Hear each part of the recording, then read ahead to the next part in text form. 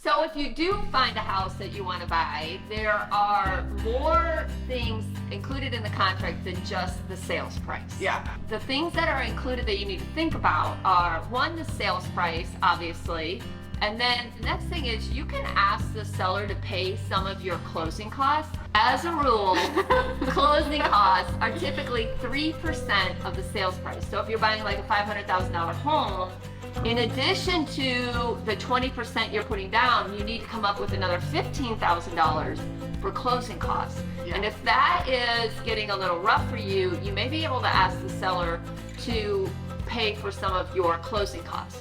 But keep in mind, if you're going to offer $500,000 on that home, but you're still asking them to pay $10,000 of your closing costs, you're really only offering them $490. Yeah, and we have some tricks to kind of shake that out to still give them maximum profit and get you what you need to help you buy this house. So if you're working with us, We'll tell you the tricks this later. So, okay, so we got sales price, closing costs. The next is your closing date. You need to figure out when you're going to close. Typically in the state of Georgia, if you're getting a loan, we need about 30 days to close. If you're not getting a loan, if you're doing cash, we can close as fast as 10 business days.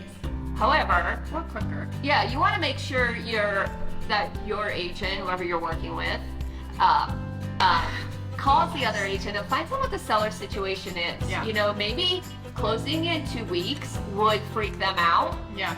Or maybe they need extra time to find a house. So if you've got that flexibility, then you can build that into the closing date. Or another thing too is if you call the agent and they're under contract on a new construction and say it's June 1st, but their new construction isn't closing until July 27th, you could say, okay, well, we still want to close in 30 days. We don't want to pay rate lock extension fees with our lender, but we'll give you 2-3 weeks temporary occupancy so that you don't have to find another place. Right. It kind of gives you an edge, sets you apart from other offers if there's multiple offers and a lot of interest Yeah, in property. which is, they call that possession date, which I have a whole video that I made, which I'll put up here in one of the links up above, about the risk associated with letting the seller stay after the closing, after you own it. You know, part of, I wouldn't say a big part of our job, but a part of our job for sure is to make sure that we work with the listing agent and their clients and figure out how we get people to go house to house. It doesn't always happen. Some people don't want it to happen. But we try to get everybody to go house to house. And so what we have to do is we have to work with everybody that's involved and make sure that we come up with a strategy and a plan that works for everybody so that you don't have to worry about, oh my gosh, we've got to move, or oh my gosh, we've got to where are we going to live Where are we for gonna the live? 3 days in between our closings? We want to help you figure out those behind the scenes logistics. We will handle that for you. Yeah.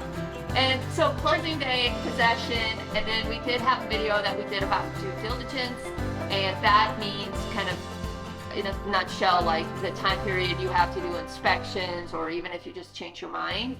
Typically, we see anywhere from 5 to 14 days. I wouldn't recommend going down to 14 days. No, it doesn't anymore. Yeah.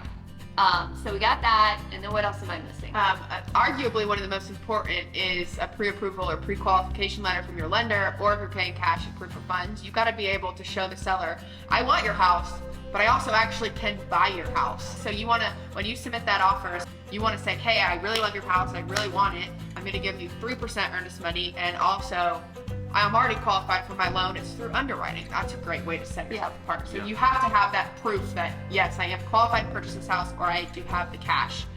So showing your bank statement or whatever that may be. Yeah, then contingencies are a big one that we're missing. So financing, appraising. If you're getting a loan, it's recommended that you have a financing and appraisal contingency because you don't want to come out of pocket on that. Your financing contingency, if you lose your job or something happens, you can get your earnest money back. That's another protection.